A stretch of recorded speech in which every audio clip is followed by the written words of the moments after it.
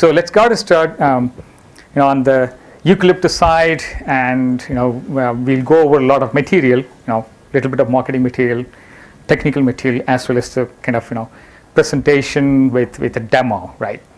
So Eucalyptus and AWS. I think, how many of you are familiar with Eucalyptus here? Everyone? All right. Okay. Perfect. It is few, right?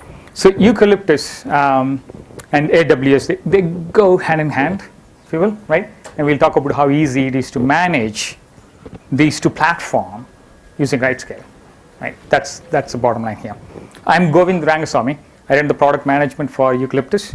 This is Paul Weiss, our technical marketing manager for Eucalyptus. Okay, so we are going to present how you can manage with a single pane of glass. Hope it moves.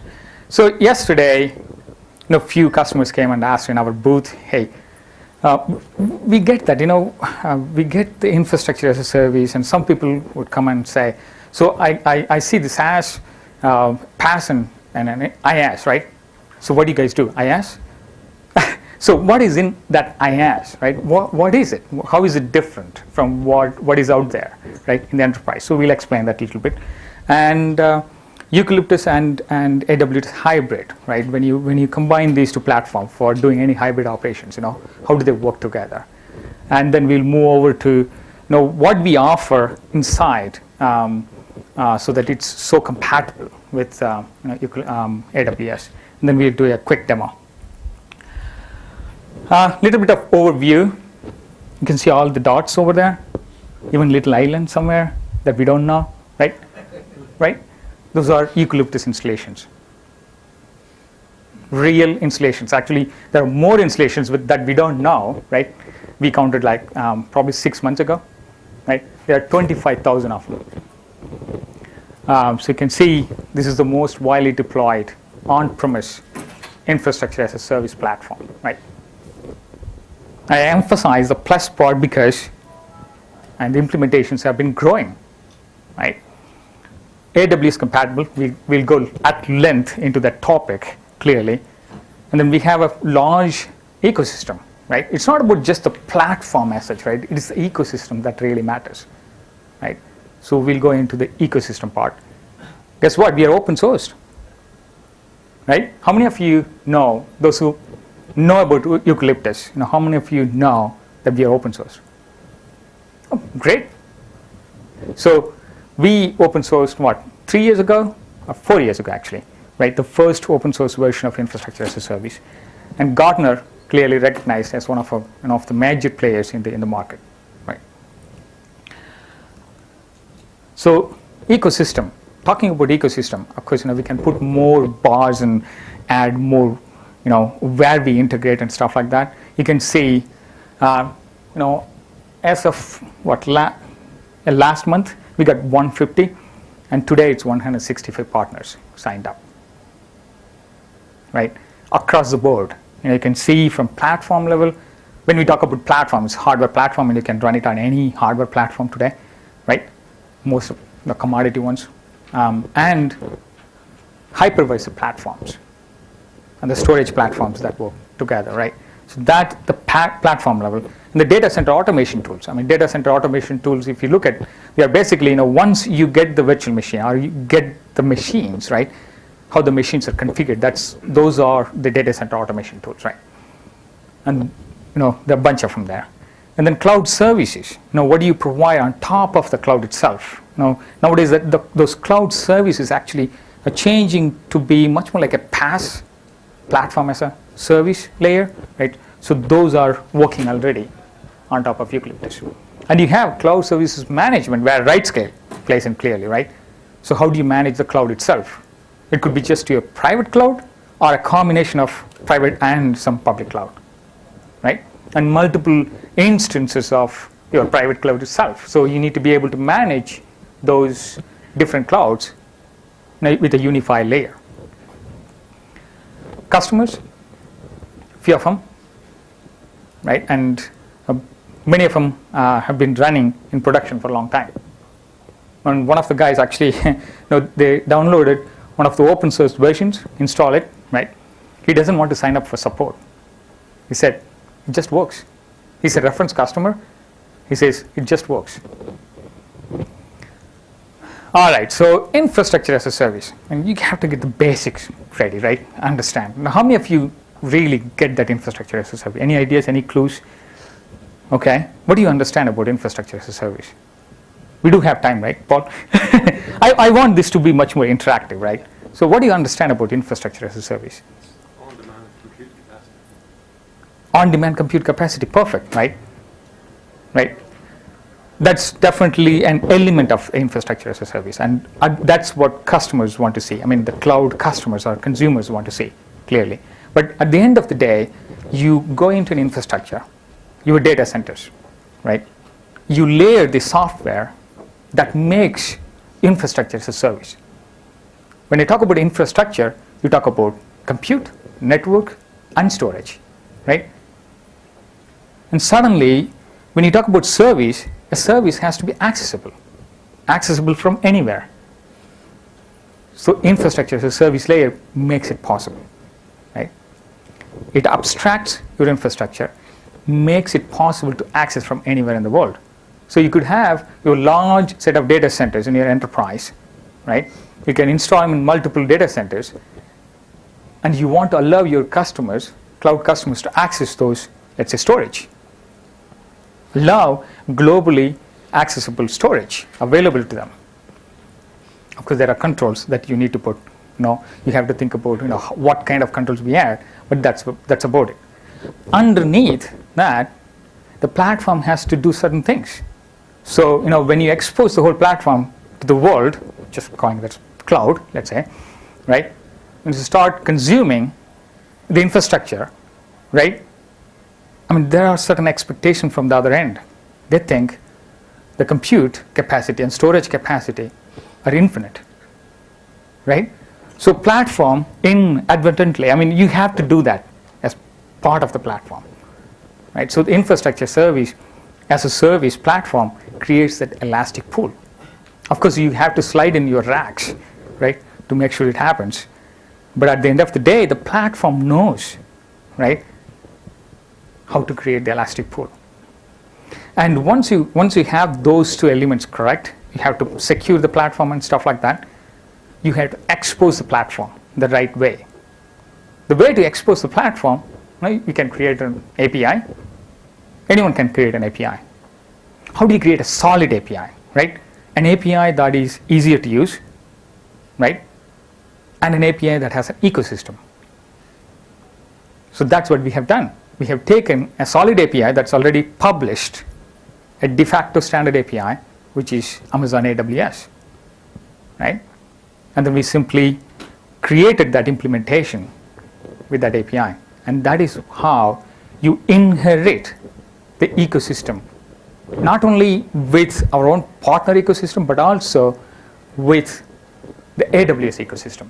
You simply inherit it, right? So globally accessible platform, elasticity, and a nice set of standardized API.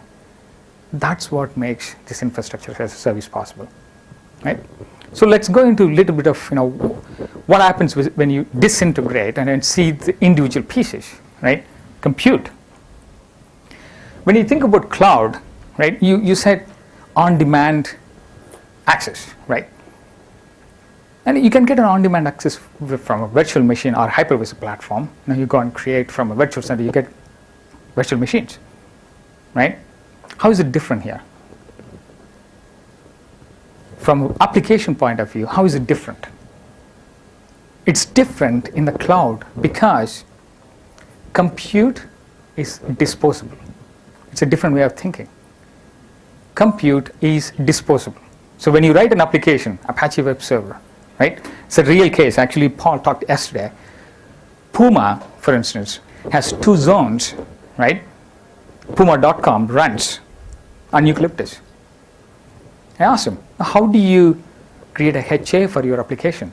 He said, we don't create a HA. We don't have a cluster software combining my 2 instances. I mean, that's a way of thinking about the physical stuff, right? He thinks simply compute is disposable.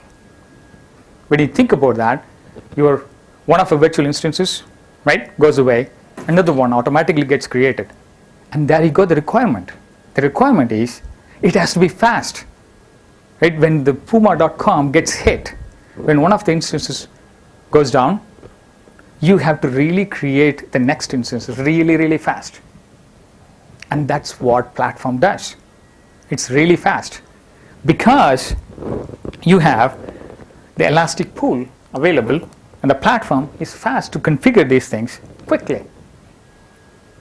So the inherent advantage with the cloud is very simple. Now, how many of you have experience, getting rid of things? When you say, let's say you have a machine, right? You think about storage, right? How many of you really get rid of things in your infrastructure? Is it possible? I have always heard it's a project, right? Right? You don't even, when you store your emails, you don't get rid of things, right? I come from storage side, right? It's a sin, actually. You don't get rid of things. But when you think about cloud and think about compute as a disposable entity, now you start thinking about getting rid of things automatically. So suddenly what happens? Your efficiency, utilization increases easily, right? Same thing happens with network, right? The network configurations automatically happen because your instances are getting created quickly, right? So the network has to move along with those entities, right? And those entities need to be appropriately secured, isolated from other workloads. So you're not talking about, at this point in time, you're not talking about infrastructure at all, right? You're talking about instances serving your application workload, right? A different way of thinking. Third, storage. Storage, there are two different kinds of storage here, right? One is globally accessible object-based storage. If you're familiar with AWS, how many of you, I forgot to ask the question, how many of you are familiar with Amazon AWS? Everyone, right? Right? So we offer S3, we call it as Walrus. We offer EBS, Elastic Block Storage, right? The Elastic Block Storage volumes go with instances because you want to store the configuration of your images, right? So those two, again, very compatible. There's a reason for it, right? The API are well defined. A well-defined API enables ecosystem, right? A well-defined API on top of an iPhone enables huge ecosystem, right? When you combine that with iCloud or AWS, things will change. And that's what we are talking about, hybrid, right? So how do we do it internally? There has to be some kind of a, scientifically sophisticated stuff. Actually, it is, right? Inside, we have a bunch of components. They are architected in a way so that you can scale easily. So the system automatically scales horizontally, right? Which means you can create multiple zones. And vertically, depending on your hardware power, right? The cores, they keep on increasing, right? So you can grow vertically or horizontally. Scale out or scale up is possible. So if you look at the entities, cloud control is the entry point for the cloud, right? It has to know all the cluster controllers sitting in different zones. The cluster controller, we'll talk about the Walrus a little bit later, cluster controller knows about the node controllers. The node controllers sit on the nodes, sit on the nodes, right? The node controllers are the worker bees. They go and create the instances for you, right? The cluster controller is the crux of the system.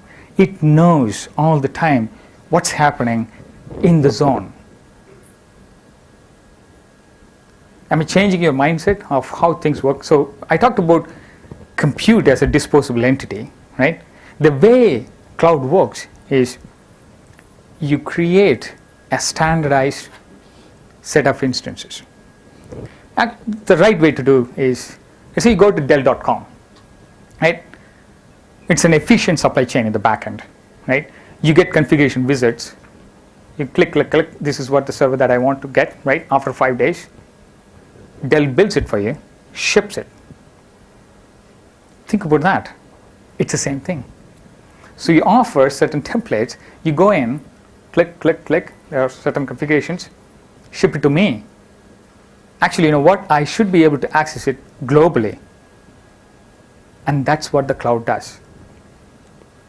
Unlike Dell.com, right, or Dell, you can get rid of that instance. Right? So that is why it's disposable, it's on demand, perfect, right? And it's easier to create an infrastructure. Now we want to take care of the mesh that you have, and of course you can choose to pay or not. And that is the infrastructure that we give, right? Similar to that, we have the vault storage for storage, and you have the storage controller. It creates the block accessible storage, right? The VMware Worker is a little different because VMware as a sophisticated infrastructure overall, right, provides most of the plumbing necessary. So we just go after the API they provide. So we don't need the node controller right there. We simply ask the VMware, ESXi or ESX or VM Virtual Center to do the stuff for us, right? So ultimately, put all the pieces together. When you think about putting all these pieces together, don't think about days and stuff like that. I was just coming in the car, and one of the customers was just coming down the elevator with me. I said, I don't have a car. Let's go in the car, right? And he had the badge. I didn't know he was our customer. He started talking, and then he loves this. The reason is he was able to put a cloud together in about half an hour. You see, you can get started in a just simple one, and then you can grow. Infrastructure, the Eucalyptus IaaS provides few of these components, right? First thing, we don't disturb your existing network, right? Let's say if you have Cisco gears, we make use of the Cisco gears, the switching network, right? But once you go in, you have to overlay with a virtual layer, right? So Eucalyptus does the virtual layer. It has a built-in soft router, right, to route the traffic, because when you want to secure instances, right, you should be able to route appropriately, right? Unless you take care of that, you cannot route, right? And you have to secure those virtual instances appropriately using security groups, a well-known concept from AWS, right? And then you should be able to isolate the traffic, right? Because you have shared workload. I mean, when you talk about virtualization versus cloud, right? Do you guys get the difference? I mean, when you think about virtualization, is it virtualization 2.0? Is cloud virtualization 2.0? It's not. 3.0? No, it's not. So the difference is that, when you move to virtualization, you have a physical machine, an application running on a physical machine. You simply move to a virtual machine, the same application is running on the virtual machine. Cloud is not that way, right? It has to be different. Cloud is inherently shared, right? And that's why you have to reconsider or reconfigure your applications differently, right? So the inherent shareability requires traffic isolation, and that is provided by the cloud, right? Was it okay? And did you get the idea? Okay, excellent. Okay, so now we talk about hybrid, right? Now we talked about your iPods and iPads and every one of these little devices having a bunch of applications running on them, and then you have iCloud, right? Why? I mean, you want to share certain, you're not sharing the workload, but at least you're sharing the data for now, right? Similarly, consider that.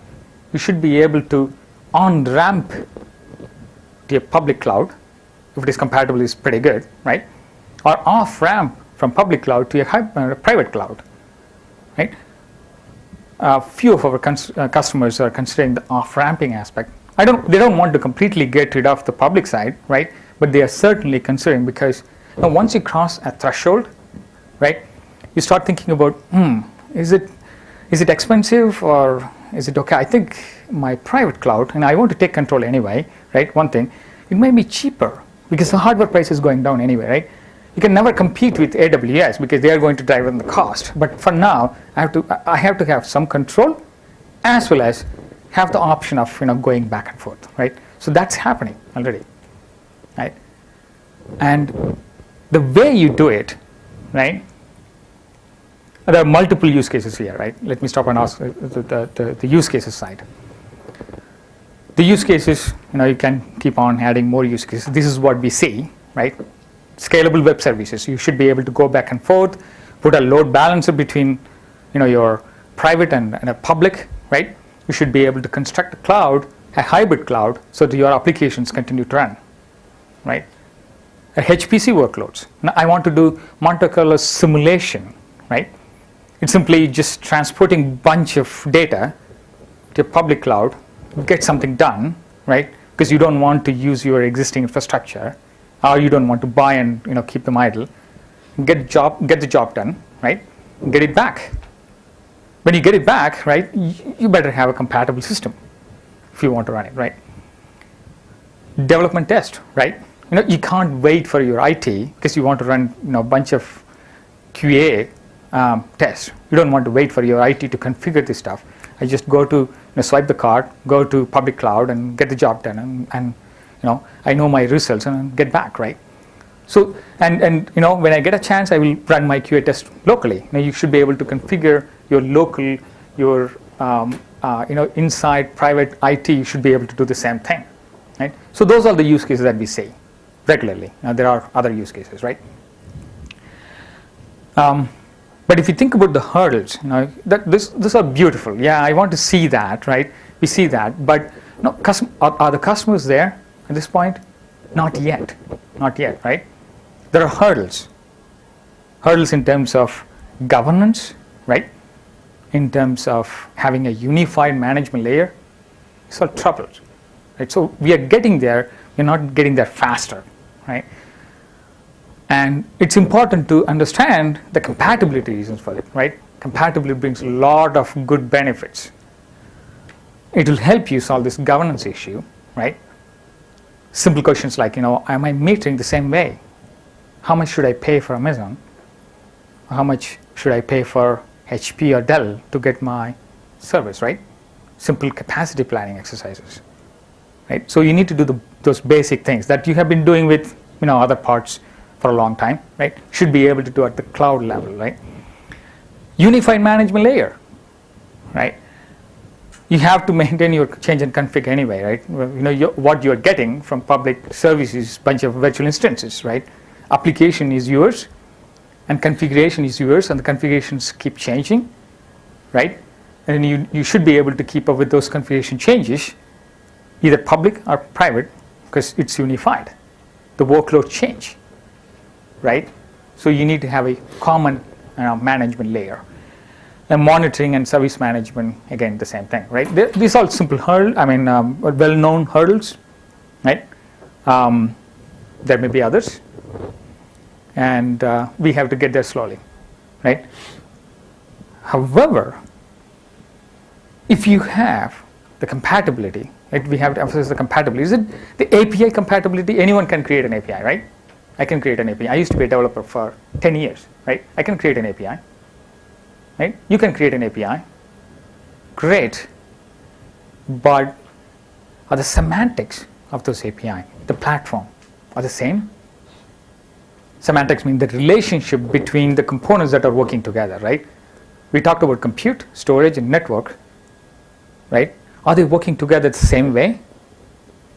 The relationship between those entities need to go together, right? That is the compatibility. The compatibility is important at the API level, but the semantics, the relationship between the entities in one system versus the other, they need to be compatible, right?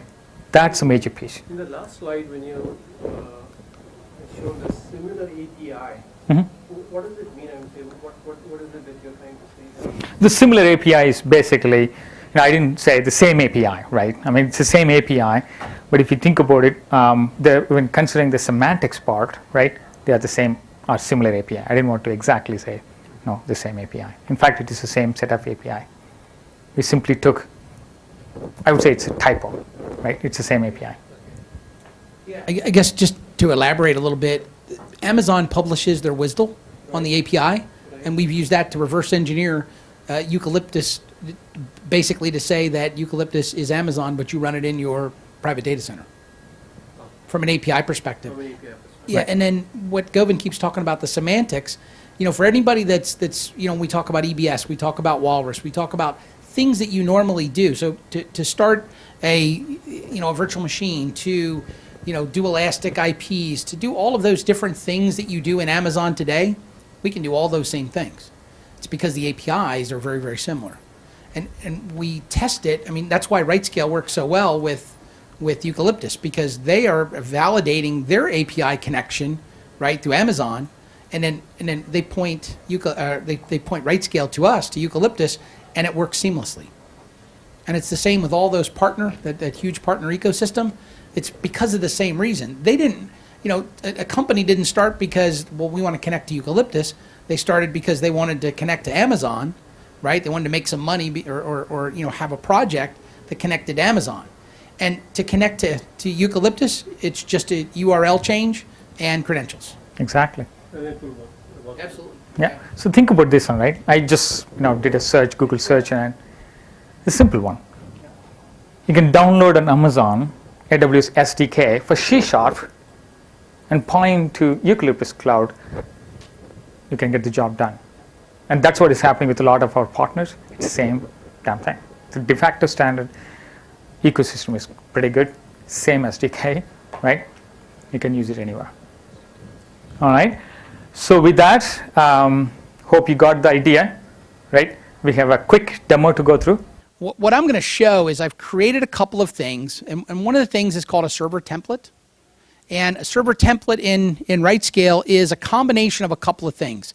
It's a write image, right? So it's an image that RightScale created. This one's based on CentOS.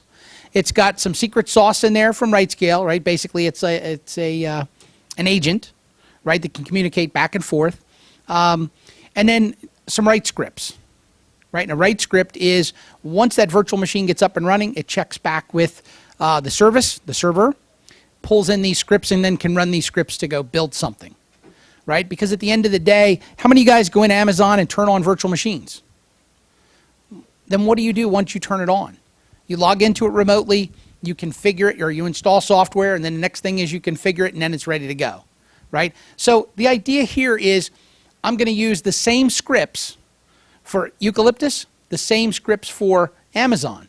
And the reason that we can do that is because RightScale's in the middle taking care of that. There's an image in AWS that's the same exact image that's in Eucalyptus.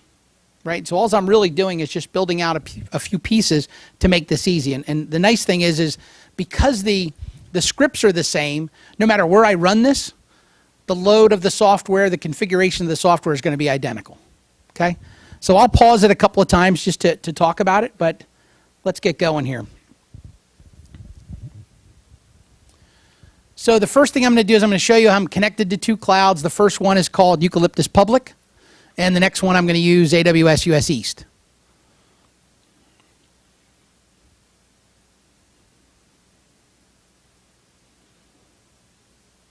We have a couple of server templates here that I created. AWS Apache server template, Yuka Public Apache server template. It is. Yeah, it shows, I get scared. I don't know, half the time I don't know what I'm doing and I don't want to have to go back. So basically what I said, there was an image in there. There was a RightScale image, a write image. And there you see two scripts there, right? Web Apache base install and default web page. Those are RightScale things. I didn't do them. They're just done. We'll show it in just a second. What I did here is just to say that I want to launch it. And I wanted to launch it on AWS East 1.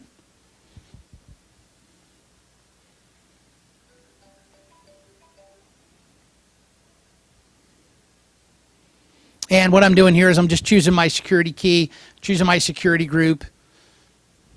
I'm going to launch this. Next thing is I have to fill out a little information. It's actually predefined for me. Now I just have to launch it.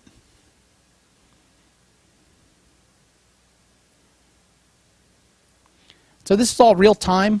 So you can see that it's pending over there. The next thing I'm going to do is go back in and we're going to look at the Yuka Public So this is the same thing. We'll go look at images. There's my image. It's the same image. Look at the scripts. Web Apache base install, same exact scripts. I didn't do anything to them. Now I'm just going to go launch them on Eucalyptus public. Again, choose my security key, my security group.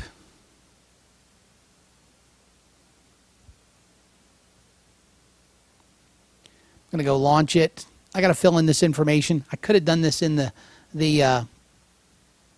template. I wasn't smart enough to do that earlier.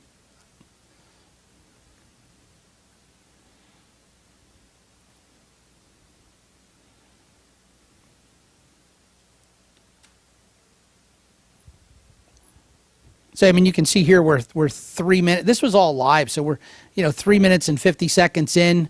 It's already running. I'm going to go grab the IP address.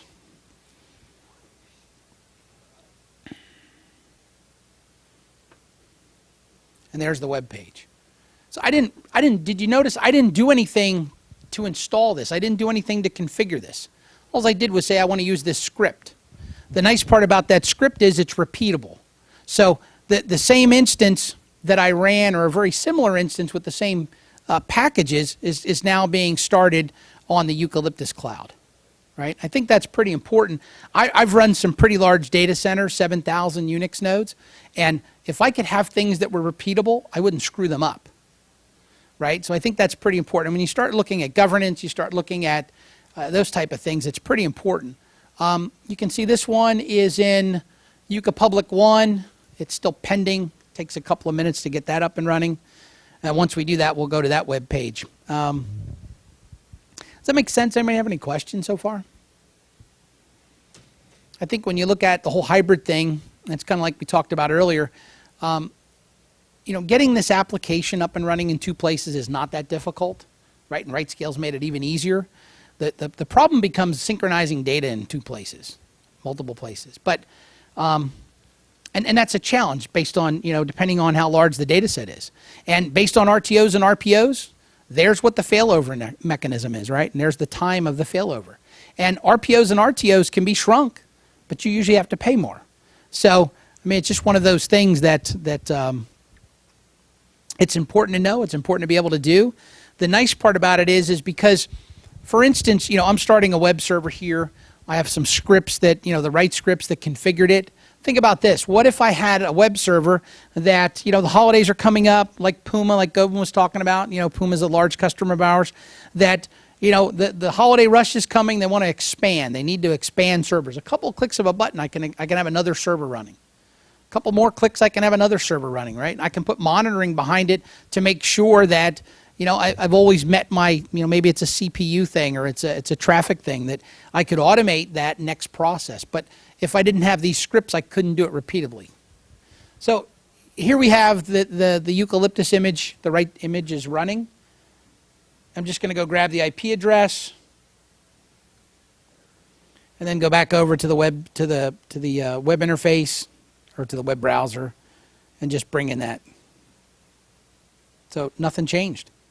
It's the same exact web server running in 2 different places. We use RightScale to do it all. So I think from a hybrid perspective, it's really just that simple. The data, moving data is the hard part. But if you think about what people do today, I see this all the time. I used to work at VMware for years, and the first thing that people did was, how many of you guys have clouds? How many of you guys have clouds today? A real cloud, or do you have virtualization? Right. So if you have virtualization, what are the steps to do what we just did? Right? You're an end user, you're a line of business owner, and you want a web server. What's the steps, right? So you put in a ticket, right? You put in a ticket to the virtualization team. The virtualization team might need to call in the storage guy because we need to allocate storage to this. Might need to talk to the network people because they want to allocate port 80, port 443 outbound or inbound from anywhere, right? Then I might have to get the security team involved because I got to make sure that this whole thing is secure, right? And then I got to go figure out how big it needs to be. Right, part of the server template I actually chose that's going to be a medium-sized virtual machine. Right, so it was all pre-canned. You just click a couple buttons, but it actually all happened on the fly. Right, getting all that stuff installed, so it was a common image in the repository. That common image is updated only when something changes. If you had an Apache web server number 1, a MySQL server, and 4 other applications, you might have 5 or 6 templates that you have to update on a regular basis. Right? In this case, we did it all on the fly from a single template. That's the only thing that you have to update. So, the ticket goes in. How long does that take from the ticket goes in till they send you back an IP address that works, that's ready to go? Days, weeks, months? I hear this from customers all the time. I had one customer tell me it takes 4.5 months. Right? It definitely doesn't take, what did we see the first one? 3 minutes.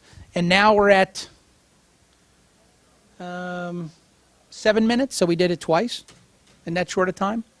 We didn't get storage people involved. We didn't get networking or security involved. Right? But I'm using security groups, so I am doing security. Right? I got firewalls that are open. There's a security group item also. I got storage configured, and I got a virtual machine up and running. I'm just an end user. One of the things that I did not do on purpose is this account that I'm using has nothing to do with administrator rights. It's only as an end user rights. I manage storage, I manage networking, I did all this different stuff, and I had no credentials to do anything other than, be in RightScale and go launch images.